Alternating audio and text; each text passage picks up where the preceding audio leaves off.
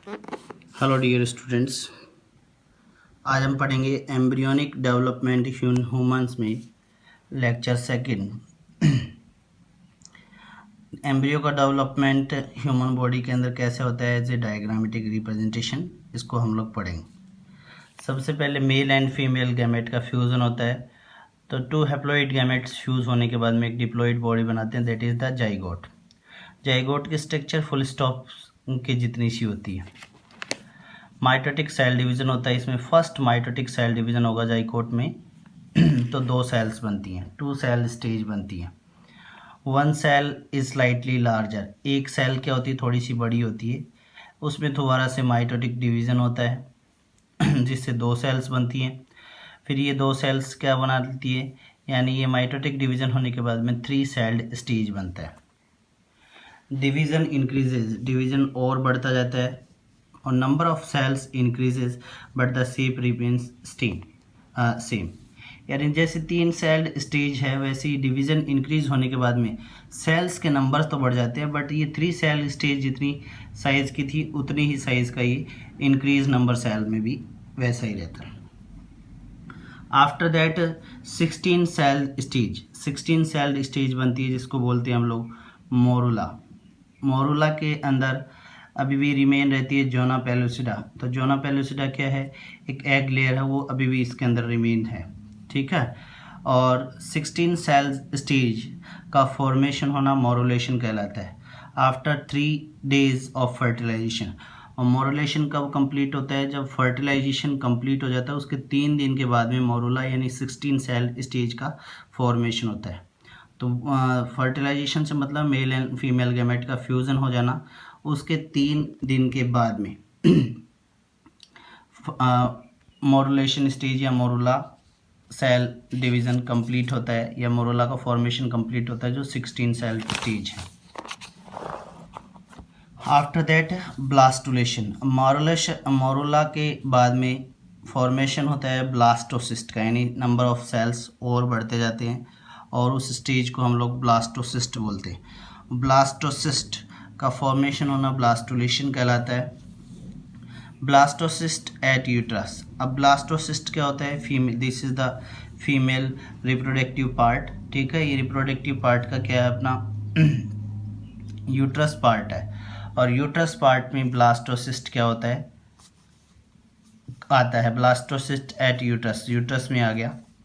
Eight this stage the outer sides of cells of blastocyst comes flat outer cuboidal cell, यानी इस stage में जब ये यहाँ पर आ जाएगा ब्लास्टोसिस्ट यूट्रस में, तब इसकी जो आउटर सेल्स हैं यानी बाहर वाली सेल्स हैं वो क्या हो जाती है, बिकम्स फ्लैट हो जाती हैं, जिनको क्यूबोइडल सेल्स बोल सकते हैं। क्यूबोइडल सेल्स के जैसी फॉर्मेशन हो जाती है।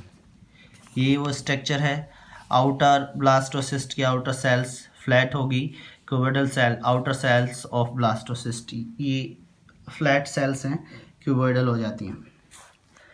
Flat cells, due to these cells it stuck inside uterus, इन सेल्स की वजह से ये कहाँ पर होता है कि यूट्रस के अंदर स्टक यानी चिपक जाता है या अटैच्ड हो जाता है, ठीक है।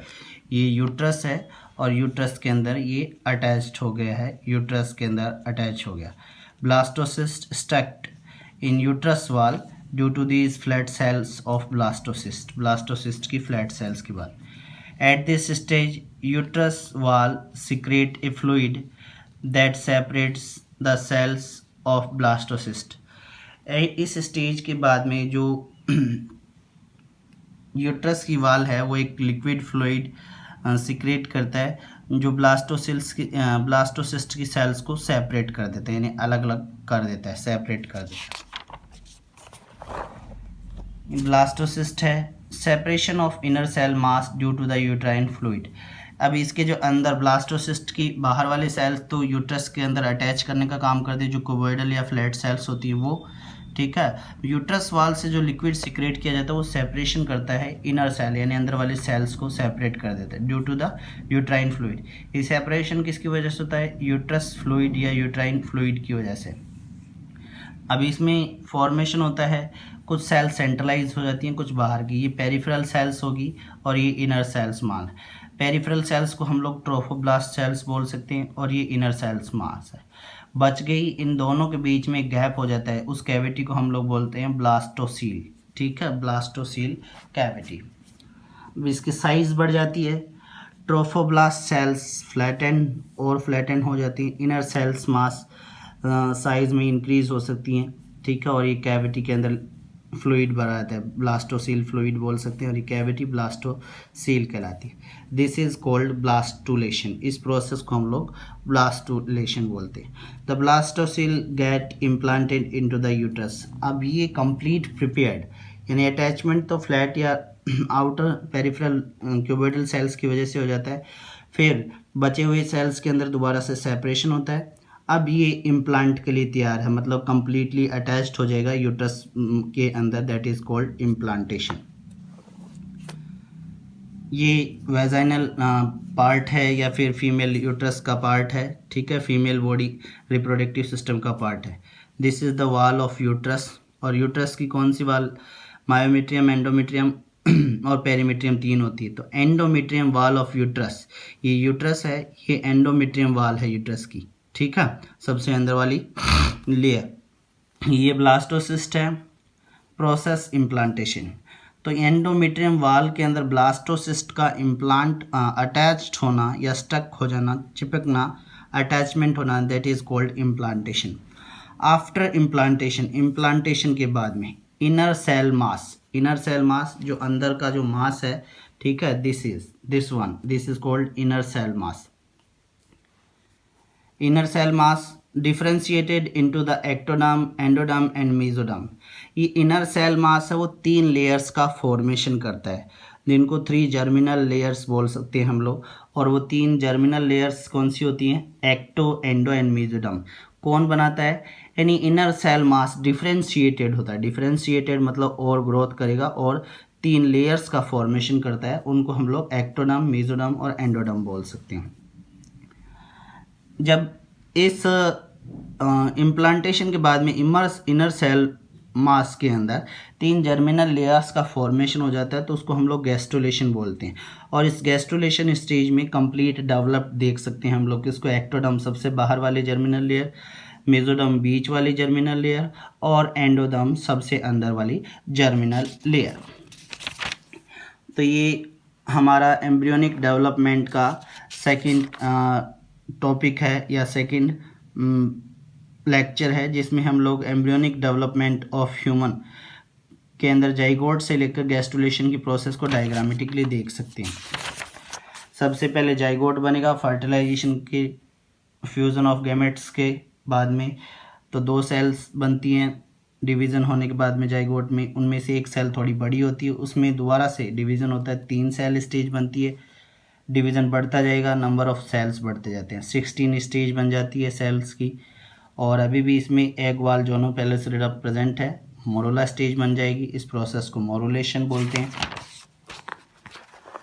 मोरुला के अंदर और सेल्स का अगर ग्रोथ होता है, नंबर बढ़ते जाते हैं, तो ब्लास्टोसिस्ट बोलते हैं। इस प्रोसेस को ब्लास्टुलेशन बोलते हैं। ब्लास्टोसिस्ट यूट्रस के पास आ जाता है और इस स्टक करने के लिए, यानी जोड़ने के लिए, इनर सेल अंदर वाली साइड में यूट्रस वाल के अंदर क्यूबोइडल सेल या फ्लैट्स हो जाती हैं इस टाइप की। ठीक है, बिकम फ्लैट्स इस टाइप की। फिर ब्लास्टोसिस्ट यूट्रस वाल के अंदर अटैच्ड होता है। यूट्रस वाल फीमेल रिप्रोडक्टिव पार्ट का एक फॉर्मेशन होता है, ठीक है, पार्ट है। अब यूट्रस वाल एक फ्लूइड सिक्रेट करता है, यूट्राइन फ्लूइड बोलते हैं, जिससे ब्लास्टोसिस्ट सेपरेट होता है और सेपरेट होकर के 2 पार्ट बनाता है।